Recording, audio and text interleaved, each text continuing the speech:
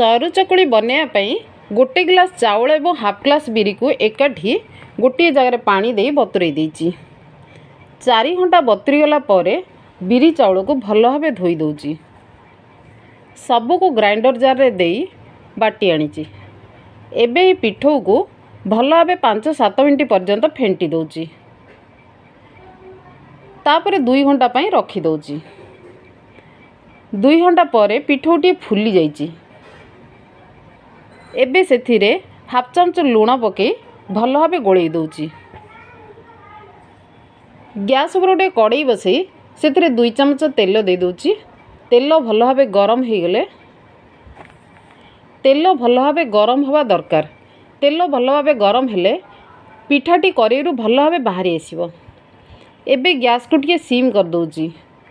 पिठौ पकेला बेले कड़ई टिके अल्प गरम थिबा दरकार। एबे से कड़ई रे 2 टंकी पिठौ को दे दउछि। तापरे कागज रे कड़ई को धरी भल भाव पिठौ को कड़ई चारिपट बुलेई दउछि। ता ऊपर टिके तेल बुलेई दउछि। एबे सेथिरे गोटे प्लेट घोड़े दउछि। 2 मिनट पर ढांकुणी काढ़ी पिठा को काढ़ी दउछि।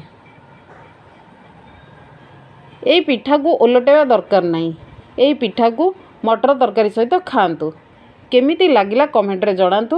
वीडियो टी को लाइक शेयर करंतु एवं चैनल टी को सब्सक्राइब करंतु। रहुछि नमस्कार।